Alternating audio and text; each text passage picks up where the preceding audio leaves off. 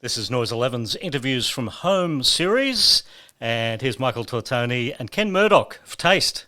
Ken Murdoch and Michael Tortoni are Taste, and we welcome you to Noise 11, doing it the cyber way via Zoom. Hi, guys. Hi, Paul. It's Hi you brought along a fan, Ken. Is that our only fan? Yeah. Michael, to you firstly, because this has impacted on you with the Jazz Festival. Just bring us up to date with what's happening with the Jazz Festival. Have you just bumped everything now back 12 months and we'll just pick up where we left off in 2021? Well, as it turns out, we were going to we were repositioning the festival for 2021 in any case for later in the year, which is fortuitous. But around October sometime. But you know, it's still difficult because with an international program, you need to have it locked in like around about 12 months in advance. So we need to start getting commitments from international musicians by about October this year.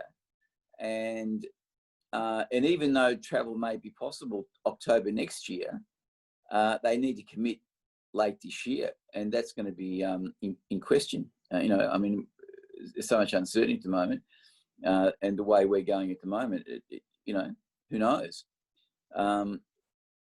But we cancelled the festival this year, but we did have some. We did run a program called These Digital Times, and we streamed 3 mini festivals on the last Saturday each month for May, June, July. So, and they were really well received. And the surprising thing was 35% of the audience that watched the streaming was international. So it's kind of given us inadvertently different kind of exposure. Because we were right at that point, weren't we? I remember the night we had you on 3AW, and it just didn't happen like immediately after that. I mean, we were talking to you one night like everything was about to be announced, and then, you know, 48 hours later it was gone. We'll be having lunch, and I was saying it's definitely going ahead. Yep. And then of course, you know, within days after that, we had to, you know, announce the cancellation of the festival. Yeah, so, you know, that's the way things are at the moment. What can you do? Mm. So, Ken, on to you. We're going to talk about a new Taste song here called Stand Up. And like the video itself is the 3 of you with Joey, all in isolation, all doing your own thing. Was this song written after the coronavirus started? No, it was written before, but the message was, you know, motivation to get by in any circumstance. But it quickly became apparent to us that it lended itself to the corona so well. So then I did tweak a few of the lyrics, but it was amazing how it had been ready to go the minute basically we got into trouble, you know. And the fact that we had finished it, luckily we could do the isolation video because we'd actually finished, because we wouldn't have been able to get in the studio to finish it. So luckily, most of the album, which comes out in October, is done now, really bar a couple of solos. So I'm mixing it at the moment. So luckily the album has been done before Corona. So although we won't be able to play live, certainly not face to face, we have an album that will be ready to come out. So that was one good thing. Wow. So how are you finishing it off in the studio? Is it just you that has to do stuff, or Michael, do you have to add stuff to it, or is Joey putting stuff on you? Yeah, no, we all do. We all do. But, you know, I mean, you know, and we've been able to get together. It's just at the moment, because the restrictions are so severe that the next 6 weeks is going to be tough. But you know, we've been able to get together and play. We've done all the tracks. We did all that before the isolation. So there's a new song that we've tackled just before it came into effect, and that one hasn't got Joey's solo on it. So we'll probably have to get him to go to a studio nearby if he's allowed.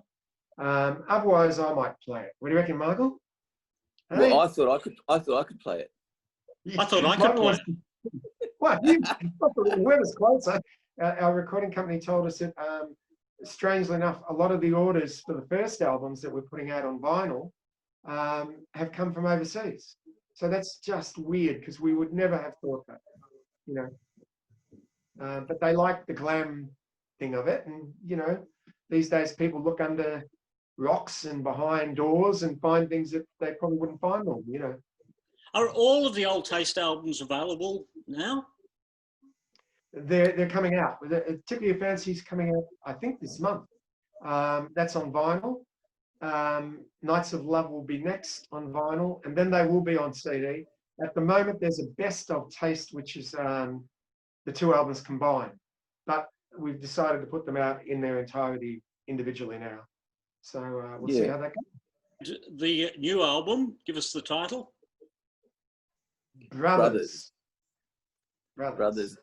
And we are. You know, we've known each other since very young, and you know, our friendship has grown and matured, and we still enjoy, and you know, we love each other.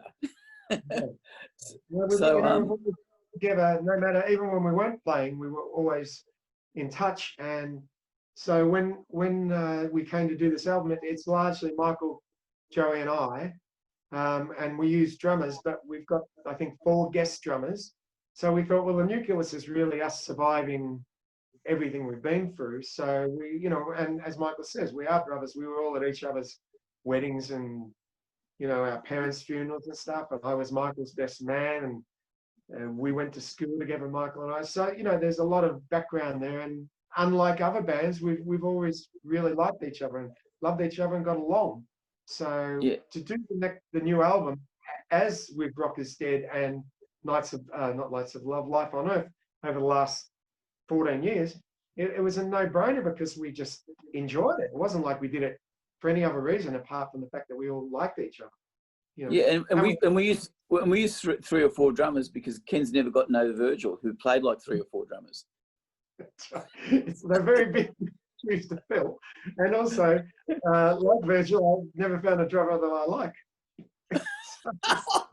You come on, you love Virgil. We actually played together as the Original Taste in 2016 at the Ding Dong Lounge when we launched Life on Earth, and Virgil was in town because he's been living in LA for about 25 years, and he was in town and sat in on a few tunes, and it was great. It was I loved it.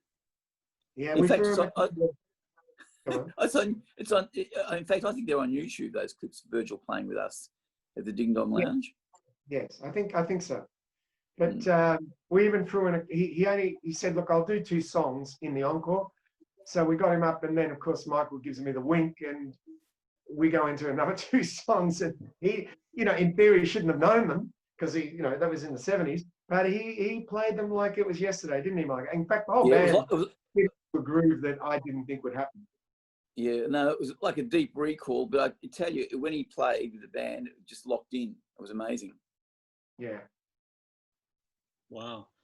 All right, well, it's good to catch up with you guys. Good to see that there is some activity going on in the music world, even though we're all locked inside. It means you can be creative. So that's what's going on with Taste, the new album Brothers. Yeah,